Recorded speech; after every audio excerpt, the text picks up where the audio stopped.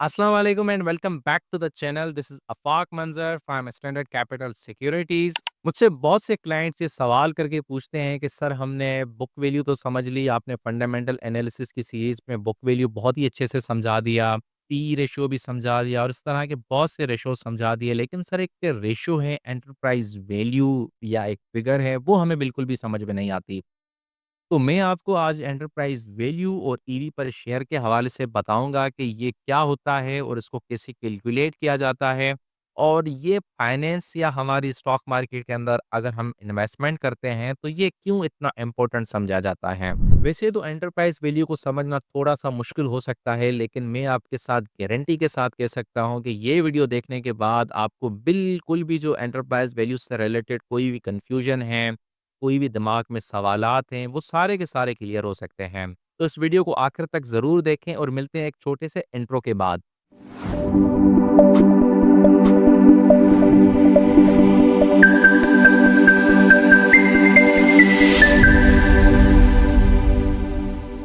देखिए, आपके ज़हन में कभी न कभी तो ये सवाल आया होगा कि अगर आप किसी कंपनी के शेयर्स खरीद रहे हैं और 500, 1000, 10,000 और आपके ज़हन में फ़ौरन ये सवाल आया हो कि अगर मैं अभी के अभी इस कंपनी का पूरा मालिक बन जाऊँ या 100% इस कंपनी के शेयर्स खरीद लूँ, 100% शेयर होल्डर बन जाऊँ, तो मेरे पास कितनी अमाउंट होनी चाहिए? तो उस कॉन्सेप्ट को समझने के लिए जो हम मार्केट कैपिटलाइज़ेशन और एंटरप्राइज़ वैल्यू का इस्तेमाल करते हैं। जैसे मैं आपको छोटा-सा मिसाल देके समझाता हूँ कंपनी एबीसी लिमिटेड का। फ़र्ज़ करें इसका शेयर प्राइस ₹100 चल रहा है और उस कंपनी का टोटल 10,000 शेयर हैं। अगर आपको इस कंपनी को एक्वायर करना है या अपनी 100% होल्डिंग इस कंपनी के अंदर जमानी है, तो आपको 10 के 10,000 शेयर खरीदने हैं और आपको जो है वो ये स्टॉक मार्केट से खरीदें, जितने भी लोगों के पास के शेयर हैं, जैसे म्यूचुअल फंड के पास शेयर है, उनको भी ₹100 के हिसाब से जितने शेयर है वहाँ से ले लें। फॉरेनर्स के पास जितने इस कंपनी के शेयर हैं, उनको ₹100 देके वहाँ से ले लें। इवन कंपनी के डायरेक्टर्स के पास जो शेयर हैं, वो भी आपको उठाने हैं, उनको भी ₹100 के हिसाब से अगर आप वो सारे के सारे शेयर्स खरीद लेते हैं, तो अभी के अभी जो कंपनी की वैल्यू बन जाएगी वो 10 लाख रुपए बन जाएगी। यानी 10,000 शेयर्स खरीदने के लिए आपके पास 10 लाख होना लाज़मी थे। लेकिन स्टॉक मार्केट में इस तरह के एक्विज़िशन को जो हॉस्टाइल एक्विज़िशन भी कहा जाता है, जो बहुत हद तक जो है वो गैर कानूनी या इल्लीगल तस्वर की जाती है। लेकिन हम एक हाइपोथेटिकली कॉन्सेप्ट को समझ रहे हैं, क्योंकि ये तो पॉसिबल ही नहीं है कि सारे के सारे शेयर्स आपको मिल सकें। वो ऑफ द मार्केट जाके आप ले सकते हैं, कंपनी के साथ सेटलमेंट करके ले सकते हैं। लेकिन हम यहाँ पर एक कंपनी की वैल्यूएशन निकालने के लिए ये चीज़ कर रहे हैं, कोई हम कंपनी को खरीदने नहीं जा रहे। तो इसी वजह से वहाँ पर एंटरप्राइज़ वैल्यू का कॉन्सेप्ट आता है। जैसे आपके पास 10 लाख रुपए थे, आपने सारे के सारे शेयर्स खरीद लिए। लेकिन सडनली आपके पास कंपनी का जो है वो सीईओ आके आपको बताता है कि सर कंपनी के ऊपर 6 लाख रुपए का कर्ज़ा भी है, अब वो भी अब आपको ही चुकाना है। तो इस हिसाब से आपको 6 लाख रुपए और देने पड़ेंगे, तो आपको कंपनी कितने की पड़ेगी? क्या 10 लाख की पड़ी या 16 लाख की? क्योंकि भाई अब कंपनी की 100% होल्डिंग आपके पास है, आप ही कंपनी के वाली-वारिस हैं, तो जितने भी कंपनी की देनदारी है, वो भी अब आप ही को चुकानी है। तो बाकी के जो 6 लाख रुपए हैं, वो भी अब आपको चुकाने हैं।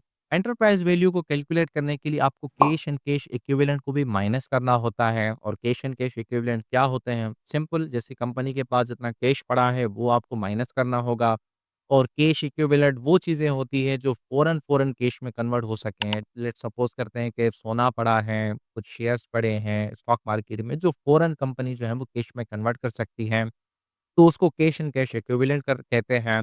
तो हम यहाँ पर एक मिसाल लेते हैं कि कंपनी के पास लगभग 1 लाख रुपए के जो हैं वो कैश एंड कैश इक्विवेलेंट्स हैं। अगर हम यहाँ पर ये माइनस करेंगे 1 लाख रुपए, तो कंपनी की एंटरप्राइज़ वैल्यू 15 लाख रुपए आ जाएगी। देखो, यहाँ पर कैश एंड कैश इक्विवेलेंट को माइनस इस वजह से किया जाता है कि भाई क्योंकि 10 लाख रुपए जैसे आपने दिए, उसमें से 1 लाख रुपए तो आपको वापस मिलने वाले हैं ना।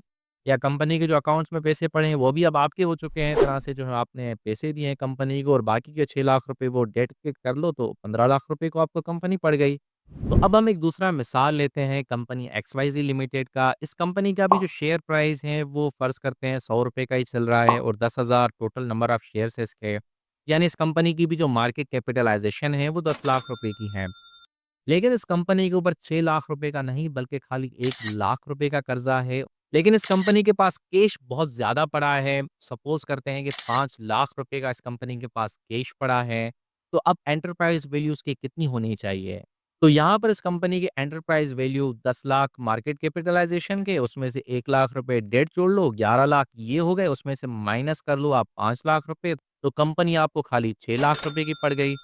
क्योंकि ये कैश रिच कंपनी का हमने मिसाल लिया था और ऊपर वाली कंपनी का हमने थोड़ा डेट के हवाले से मिसाल लिया था। स्टॉक मार्केट में आपको ऐसी-ऐसी कंपनियाँ मिलेंगी जो कैश रिच भी हैं और ऐसी कंपनियाँ भी मिलेंगी जो बहुत ही ज़्यादा कर्ज़े में दबी हुई होती है, तो वहाँ पर एंटरप्राइज़ वैल्यू का कॉन्सेप्ट काम आता है। अब हम ईवी पर शेयर की बात करते हैं। देखो ईवी पर शेयर कैसे कैलकुलेट होता है, सिंपल आप एंटरप्राइज़ वैल्यू जितनी हमने कैलकुलेट करके आए हैं, उसको अगर आप नंबर ऑफ शेयर से डिवाइड करेंगे तो आपके पास ईवी पर शेयर आ जाएगी। यानी एबीसी लिमिटेड का हम मिसाल लेते हैं, उसकी एंटरप्राइज़ वैल्यू जो है वो 15 लाख रुपए की थी और नंबर ऑफ शेयर्स उसके 10,000 थे।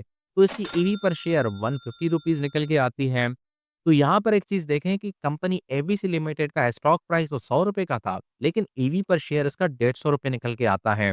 इसका मतलब क्या हुआ, जो शेयर आपको स्टॉक मार्केट में ₹100 में मिल रहा था, अगर आप उसकी 100% एक्विज़िशन कर लेते हैं, तो हर शेयर के ऊपर आपको ₹50 मज़ीद देने पड़ेंगे कर्ज़े की मद में, जो कंपनी के ऊपर कर्ज़ा या ऑब्लिगेशन है।